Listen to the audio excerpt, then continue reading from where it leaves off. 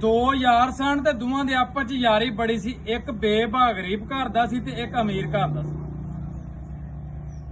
दोवां दा आपस च बड़ा आउण जाण सी। अमीर घर वाला जिहड़ा सी ओह रहिंदा ही गरीब घर वाले दे यार दे सी।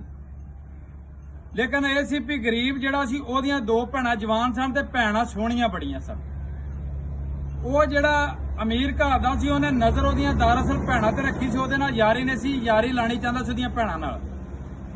ਗੱਲ ਇਹ ਵੀ ਜਦੋਂ ਕਿਸੇ ਕੰਮ ਦਾ ਬੰਦਾ ਸੋਚ ਲੈਂਦਾ ਨਾ, ਭਾਵੇਂ ਗੰਦਾ ਤੇ ਭਾਵੇਂ ਚੰਗਾ, ਕੰਮ ਹੋ ਜਾਂਦਾ ਬੰਦੇ ਦੀ ਸੋਚ ਦੇ ਮੁਤਾਬਕ। ਇਸੇ ਤਰ੍ਹਾਂ ਉਹਦੀ ਭੈਣ ਦੇ ਨਾਲ ਉਹਦਾ ਪਿਆਰ ਪੈ ਗਿਆ, ਯਾਰੀ ਵੱਧ ਗਈ। ਉਹਦੀ ਭੈਣ ਨੇ ਆਖਿਆ ਮਾੜੇ ਦੀ ਨੇ ਵੀ ਆਪਣਾ ਨਾ ਪਿਆਰ ਸਿਰੇ ਨਹੀਂ ਚੜ ਸਕਦਾ, ਕਿਉਂਕਿ ਮੇਰੇ ਭਰਾ ਨੇ ਮੰਨਣਾ ਕੋਈ ਨਹੀਂ, ਜਾਂ ਤੇ ਮੇਰੇ ਭਰਾ ਨੂੰ ਕਿਸੇ ਪਾਸੇ ਟਿਕਾਣੇ ਲਾ ਦੇ ਤੇ ਆਪਣਾ ਪਿਆਰ ਸਿਰੇ ਚੜ ਜਾਏਗਾ। ਉਹਨੇ ਵੀ ਇਸੇ ਤਰ੍ਹਾਂ ਕੀਤਾ। ਉਹਨੇ ਉਹਦੀ ਗੱਲ ਤੇ ਮੰਨਦੇ ਹੋਇਆ ਜਿਹੜਾ ਮਾੜਾ ਯਾਰ ਸੀ ਉਹਨੇ ਆਖਿਆ ਤੈਨੂੰ ਮੈਂ ਵੀਜ਼ਾ ਲੈ ਦੇਣਾ, ਤੂੰ ਬਾਹਰ ਚਲਾ ਜਾ ਤੇ ਬਾਹਰ ਜਾ ਕੇ ਤੂੰ ਕਮਾਈ ਕਰੀ, ਤੇਰੀ ਜ਼ਿੰਦਗੀ ਬਦਲ ਜਾਏਗੀ।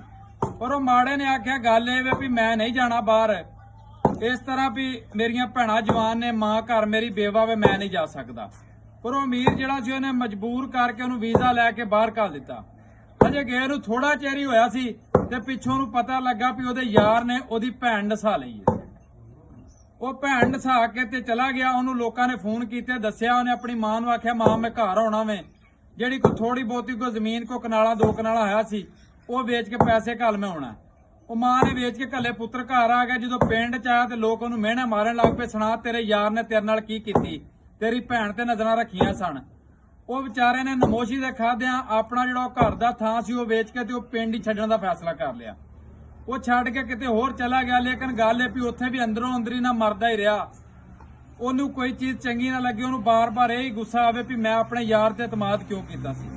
ਮੈਂ ਅੱਜ ਦੇ ਲੋਕਾਂ ਨੂੰ ਦੱਸਣਾ ਚਾਹਨਾ, ਅੱਜ ਦੇ ਲੋਕਾਂ ਵਾਸਤੇ ਬੜਾ ਵੱਡਾ ਮੈਸੇਜ ਹੈ ਕਿ ਅਗਰ ਅੱਜ ਦੇ ਦੌਰ 'ਚ ਤੁਹਾਡੇ ਨਾਲ ਕੋਈ ਯਾਰੀ ਲਾਂਦਾ ਨਾ ਤੇ ਸਮਝ ਲਓ ਵੀ ਜਿਹਦੀ ਭੈਣ ਸੋਹਣੀ ਉਹਦੇ ਯਾਰ ਬਹੁਤੇ ਨੇ, ਜਿਹਦੀ ਮਾਂ ਸੋਹਣੀ ਉਹਦੇ ਯਾਰ ਬਹੁਤੇ ਨੇ। ਅਗਰ ਯਾਰੀ ਲਾਣੀ ਤਾਂ ਘਰੋਂ ਬਾਹਰ ਤੱਕ ਰੱਖੋ, ਆਪਣੇ ਘਰ ਦੀ ਹੱਦ ਤੱਕ ਯਾਰੀ ਨੂੰ ਐਵੇਂ ਦੀ ਨੂੰ ਕਦੀ ਲੈ ਕੇ ਨਾ ਆਓ। ਐਵੇਂ ਦੇ ਜਿਹੜੇ ਤੁਹਾਡੇ ਨਾਲ ਯਾਰੀਆਂ ਲਾਉਂਦੇ ਨੇ ਅੱਬਲ ਤੇ ਲਾਓ ਹੀ ਨਾ। ਅਗਰ ਲਾਣੀ ਹੈ ਤੇ ਬਾਹਰ ਨਿਬੜ ਕੇ ਆਓ, ਸ਼ਹਿਰ 'ਚ ਨਿਬੜੋ, ਬਾਹਰੋਂ ਬਾਹਰ ਨਿਬੜੋ। ਆਪਣੇ ਬੂਹੇ ਤੱਕ ਐਵੇਂ ਦੇ ਵੱਧ ਨਸਲੇ ਵੱਧ ਕਰਦਾਰਾਂ ਬੰਦਿਆਂ ਨੂੰ ਆਪਣੇ ਤੱਕ ਨਾ ਲੈ ਕੇ ਆਇਆ ਕਰੋ, ਕਿਉਂਕਿ ਆਪਣੀ ਇੱਜ਼ਤ ਦੇ ਜਿਹੜੇ ਰਖਵਾਲੇ ਨਹੀਂ ਉਹ ਤੁਹਾਡੀ ਇੱਜ਼ਤ ਨੂੰ ਵੀ ਨੁਕਸਾਨ ਦੇਣ ਦੇ। ਜਦੋਂ ਵੀ ਉਹਨਾਂ ਦਾ ਦਾਅ ਪਿਆ ਤੁਹਾਡੀ ਇੱਜ਼ਤ ਨੂੰ ਨੁਕਸਾਨ ਪਹੁੰਚਾਉਣ ਦੇ, ਕਿਉਂਕਿ ਲੋਕ ਆਂਦੇ ਹੁੰਦੇ ਨੇ ਕਿ ਇੱਜ਼ਤ ਵਾਲੇ ਘਰ ਦੇ ਅਗਰ ਇੱਜ਼ਤ ਖਰਾਬ ਹੋ ਜਾਵੇ ਨਾ ਤੇ ਉਹਨਾਂ ਦਾ ਸਮਝ ਲਓ ਵੀ ਮਰਨ ਬਰਾਬਰ ਹੈ। ਦੁਆ ਕਰਿਆ ਕਰੋ ਕਿ ਅੱਲਾਹ ਪਾਕ ਕਿਸੇ ਦੇ ਦੁਸ਼ਮਣ ਦੀ ਵੀ ਇੱਜ਼ਤ ਖਰਾਬ ਨਾ ਕਰੇ, ਕਿਸੇ ਦੀ ਮਾਂ ਭੈਣ ਦੀ ਇੱਜ਼ਤ ਖਰਾਬ ਨਾ ਹੋਵੇ ਤੇ ਕਿਸੇ ਵੀ ਦੁਸ਼ਮਣ ਦੇ ਘਰੋਂ ਉਹਦੇ ਜਵਾਨ ਪੁੱਤਰ ਦਾ ਜਨਾਜ਼ਾ ਨਾ ਜਾਵੇ।